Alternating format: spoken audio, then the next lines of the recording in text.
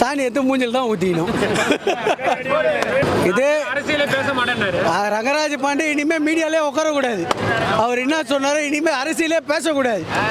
அவர் 10-15 சீட்டு சொன்னார், 100 சீட்டு வந்துக்குது. இப்போ இனி அவர் யூடியூப்லேயே உட்காரக்கூடாது. பாண்டையெல்லாம் அரசியலே பேசக்கூடாது. அதை தான் சொல்லியாச்சு. கருப்பாக இருக்கும் கறியை பூசலாம், சிவப்பாக இருக்கும் கறிக்கு மேலே பூசலாம், இன்னும் அவ்வளோதான். ரங்கராஜ் பாண்டே கருத்து கணிப்பு விட்டுருக்காரு. ஆமா, அவர்லாம் இனிமேல் அரசியலே பேசக்கூடாது. ஆமா, பேசக்கூடாது. ரங்கராஜ் பாண்டே இப்போ என்ன பண்ண போறாரு? அவர் அரசியல் பேசுவாராமா இல்லை வீட்டில் போயிட்டு கஞ்சி குடிச்சு தூங்குவாராமா? அதே இப்போ நான் கேள்வி கேட்குறேன், அந்த கேள்விக்கு அவரை பதில் சொல்லுவோம். அரசியல் பேச மாட்டேன்னார்ல, இதுக்கப்புறம் பேசினாக்கா அவர் என்ன பண்ணணும்? பொதுமக்கள்லாம் சேர்ந்து கல்லால் அடிக்கலாமா? நான் எதிர்பார்த்த மாதிரி தான் சார் ரிசல்ட் வந்திருக்கு. 10 தொகுதி கூட ஜெயிக்க முடியாதுன்னு இல்லை சார், சொன்னவங்கலாம் கறி பூசணும் சார், கண்ணு மூஞ்செல்லாம் கறி பூசணும். 10 தொகுதி ஜெயிச்சா நான் அரசியல் பேசுறது விட்டுறேன் அப்படின்னு இருக்கு. விட்டுற சொல்லுங்க சார், இனிமேல் பேச வேணாம் சொல்றேங்க சார், அவ்வளோதான் சார். தனி மெஜாரிட்டியில் வர மாட்டாரு. 10 சீட்டு ஜெயிச்சா கூட நாங்கள் அரசியல் பேசுறது விட்டுறோம்லாம் சொன்னாங்க. இப்போ சொன்னவங்களாம் என்ன பண்ணணும், சாணி எடுத்து மூஞ்சில் தான் ஊற்றிக்கணும். இது அரசியலே பேச மாட்டேன்னாரு ரங்கராஜ் பாண்டே. இனிமேல் மீடியாலே உட்காரக்கூடாது. அவர் என்ன சொன்னார், இனிமேல் அரசியலே பேசக்கூடாது. அவர் 10-15 சீட்டு சொன்னார், 100 சீட்டு வந்துக்குது.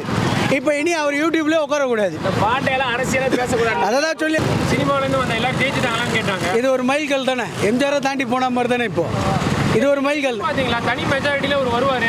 நான் எப்போவுமே அதை எதிர்பார்த்துட்டு தான். யார் எதிர்பார்த்தாலும் இல்லை, ஒரு வருவார் நீங்கள் எதிர்பார்த்து. கண்டிப்பாக நம்பிக்கை தானே. தலைவராக இருப்பார்னு நினைக்கிறீங்க? எடப்பாடி தான் உட்காருவார். ரிவ்யூ பார்த்தா தானே இருக்குது. ஸ்டாலின்லாம் வர முடியாது, வாய்ப்பே இல்லை. பின்னடைவில் இருக்கு. ஆமாம், கொளத்தூர்லேயே பின்னடைவு தான். கொளத்தூர் மக்களுக்கு நல்லா செஞ்சுக்கிறாருல, அதோட வேல்யூ தான் இது. இப்போது வேறு என்ன, இப்போது நல்லா செஞ்சதுனால தான் 7-8 மாதமாக ரோடு போடுறாங்க. காவா நோண்டி போடுறாங்க ரோடு. இல்லை, அந்த தொகுதியில் பின்னடைவு வரும்னு இல்லை, ஒரு எதிர்பார்க்காதான் இருக்கு. ஓப்பனீஸ்லாம் பின்னடைவு, பிரேமலதா பின்னடைவு, அந்த மாதிரி பெரிய பெரிய நட்சத்திர மக்களுக்கும் கட்சிக்கும் துரோகம் செஞ்சவங்களுக்கு அவங்களுக்கு பின்னடைவு கிடைச்சிச்சு. இதான் மக்கள் தீர்ப்பு, அவ்வளோதான். கடைசி நிமிடம் வரை சொல்லிட்டு இருந்தாங்க, வந்தால் கூட 20 சீட்டு வரும், 15 சீட்டு வரும், விஜய் ஜெயிப்பார் கன்ஃபார்ம், ஆனால் வேற யாரும் ஜெயிக்க முடியாதுன்னாங்க. கருப்பாக இருக்கும் கறியை பூசலாம், சிவப்பாக இருக்கும் கறிக்கு மேலே பூசலாம், இன்னும் அவ்வளோதான். வேற ஒன்றும் சொல்ல முடியாது. அவங்களாம் எதிர்பார்த்த மகிழ்ச்சி. கண்டிப்பாக ஏங்க, எந்த ஒரு அரசியல் கட்சி ஆட்டோ டிரைவர் எம்எல்ஏ ஆக்கிக்கிறான்? ஒரு ஆள் விரல் விட்டு சொல்லுங்க. எம்ஜிஆர்லேருந்து எல்லாருமே சொல்லுங்க, இப்போ பண்ணியிருக்காங்க. இப்போ யார் பண்ணிக்கிறா? எந்த ஒரு தலைவர்னா பண்ணிடுறா? ஒரு ஆட்டோ டிரைவர் எம்எல்ஏ ஆக்கிறாங்களா? முதலமைச்சர் வந்து எல்லாருமே நல்லது செய்யணும். மெயினாக பெண்களுக்கு பாதுகாப்படணும், சட்ட ஒழுங்கு நல்லா இருக்கணும், எங்களை மாதிரி கூலி தொழிலாளிகளை ஹெல்ப் பண்ணணும். இதான் நமக்கு தேவை. ரங்கராஜ் பாண்டே கருத்து கணிப்பு விட்டுருக்காரு. ஆமா, அவர்லாம் இனிமேல் அரசியலே பேசக்கூடாது. ஆமா, பேசக்கூடாது. ரங்கராஜ் பாண்டே இப்போ என்ன பண்ண போறாரு? அவர் அரசியல் பேசுவாராமா இல்லை வீட்டில் போயிட்டு கஞ்சி குடிச்சு தூங்குவாராமா? அதே இப்போ நான் கேள்வி கேட்குறேன், அந்த கேள்விக்கு அவரை பதில் சொல்லுவோம். அரசியல் பேச மாட்டேன்னார்ல, இதுக்கப்புறம் பேசினாக்கா அவர் என்ன பண்ணணும்? பொதுமக்கள்லாம் சேர்ந்து கல்லால் அடிக்கலாமா? இந்த வாட்டி சொல்லியே மக்களுக்கு எல்லாருக்குமே மக்களை பற்றி தெரிஞ்சுன்னு கருத்து கணிப்பே சொல்லணும். மக்களுக்கு மாற்றம் தேவைன்றதே உனக்கு தெரியல, அப்புறம் எப்படி நீ கருத்து கணிப்பு சொல்லுவ? பிஜேபி தான் வரும்ன்ற மாதிரி சொல்லியிருந்தாரு. இல்லைங்க, மக்களுடைய மனதை அவர் பார்க்கவே இல்லையே. மக்களை பற்றி அவர் தெரிஞ்சுக்காம அவர் எப்படி கருத்து கணிப்பு சொல்லலாம்? கேட்கவே இல்லை. இல்லை, அடுத்த எம்ஜிஆர் மாதிரி யாருமே வர முடியாதுன்னாங்க. வருவார் நீங்க? இவர் அடுத்த எம்ஜிஆரே கிடையாது, புதுசா வந்து விஜய் தான். விஜய்ன்ற பேர் விஜய்க்கு தான், எம்ஜிஆர்ன்ற பேர் எம்ஜிஆருக்கு தான். சரிங்களா? அது யாருக்கா இருந்தாலும் சரி, இதுக்கப்புறம் தொடர்ந்து விசில் தான் வரும்ன்ற நம்பிக்கையோட நாங்க சொல்றோம். அவ்வளவுதான். எம்ஜிஆர் தொடர்ந்து ஆட்சி அமைச்ச மாதிரி இருக்கும். அதேதான். அது ஒன்னா நாங்க வந்து எம்ஜிஆருக்கு ஈக்குவலா சொல்றோம். இதுக்கப்புறம் எம்ஜிஆர் எப்படி ஆட்சி அமைச்சாரோ தொடர்ந்து அதே மாதிரி ஆட்சி அமைக்கும். இல்ல, முன்னாள் முதல்வர் ஸ்டாலின் வந்து பின்னடைவுன்னு சொல்றாங்க. நியூஸ்ல அதுதான் காமிக்கிறாங்க. அதுவே நீங்க எதிர்பார்த்தீங்களா? தேர்தல் முடிவு எப்படி இருக்குன்னு? அது எதிர்பார்க்கல. இல்ல, எதிர்பார்க்கல. முதலமைச்சர் தோத்து போவார் நாங்கள் எதிர்பார்க்கல. மக்கள் எதிர்பார்த்தது அப்படியே செய்யணும், ஒன்று விடாம சொன்ன வாக்குறுதியை அப்படியே நிறைவேற்றணும் எல்லாம். இவர் சிஎம் வந்து கோட்டைகளை போக முடியாத அளவுக்கு ஆகிட்டாப்ல, கோட்டைகள் அடி அதிக்க முடியாது ஆகிட்டாப்ல. அது என்ன காரணம்? குளத்தூர் செத்த. நீ குளத்தில் என்ன கொடுத்தாங்க உனக்கு? தூக்கி வாரி கொடுத்துட்டாங்களா? நீ வாரிவே என்ன செஞ்சாங்க? ஒன்றுமே செய்யலை. என்ன வீட்டுக்கு போய் சொல்லிட்டாங்க. நீ வந்து நாளைக்கு பையன் போகிறான் கோட்டைக்குள்ள, உன்னால் போக முடிஞ்சா? போக முடியல. சிட்டிக்குள்ள இருக்கிற 14 தொகுதியில் ஒரு தொகுதி வந்த நீ 2 தொகுதி சேப்பாக்கம் இது வந்து துறைமை தவிர என்ன வர முடிச்சா? இருக்கா எத்தனை மினிஸ்டர்? எல்லா மினிஸ்டர் அவுட்டு.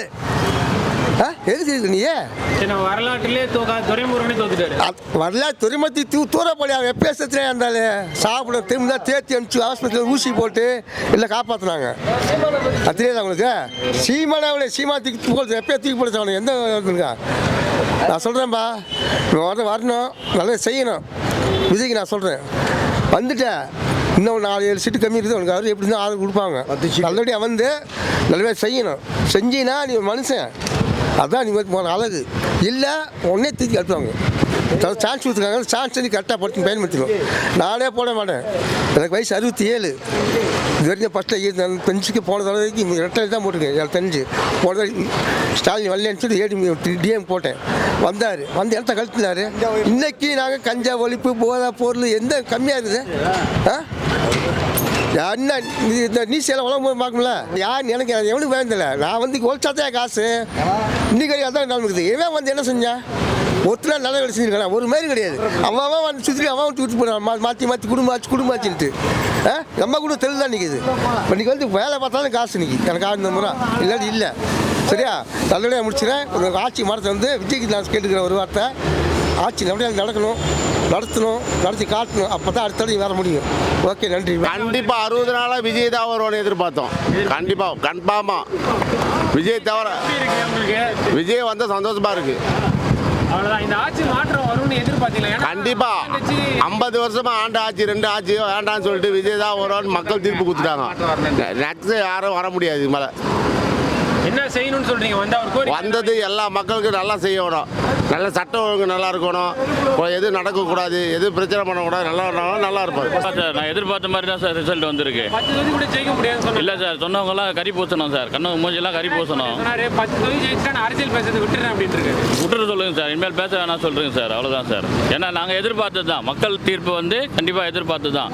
2 கட்சியுமே வேண்டாம், டிஎம்கே வேண்டாம், புது எல்லாருமே விசில் போட்டு போட சொன்னாங்க. விசில் ஆமாம், கண்டிப்பாக ஜெயிப்பான்னு சொல்லி யாருமே எதிர்பார்த்தாங்களான்னு தெரியல. இல்லை நான் எதிர்பார்த்தேன் சார், கண்டிப்பாக எதிர்பார்த்தேன். நான் 2 மாதமாக நான் கண்டிப்பாக பார்த்துன்னு தான் இருக்கேன். கண்டிப்பாக எதிர்பார்த்தேன் விஜய் கண்டிப்பாக தனித்து வருவார் எதிர்பார்த்தேன். எல்லா ஓட்டுமே விஜய்க்கு மாறி இருக்கு. இல்லை அது பார்க்கல. முதல்ல தோப்பார் எதிர்பார்க்கல, கண்டிப்பாக பார்க்கல. அவர் பின்னாடியில் தான் இருக்காரு இப்போதைக்கு. ஆமாம், பின்னாடியில் தான் இருக்காரு. கண்டிப்பாக தோத்துருக்காரு சார். ஆமாம் சார், மாற்றம். ஆமாம் சார். விஜய் சார் வந்தால் கொஞ்சம் மக்களுக்கு நல்லா செய்யணும். எங்கள் ஆட்டோ தொழிலாளர்கள்லாம் ரொம்ப பாதிக்கப்பட்டிருக்கோம். எங்களுக்கு வந்து மீட்டர் கட்டணம் உயர்த்தி கொடுக்கணும். இது வரைக்கும் நான் டிஎம்கே கிட்ட முறையிட்டோம், ஒன்றும் சொல்யூஷன் இல்லை. அதே மாதிரி போராட்டம்லாம் பண்ணோம், அதுக்கும் சொல்யூஷன் இல்லை.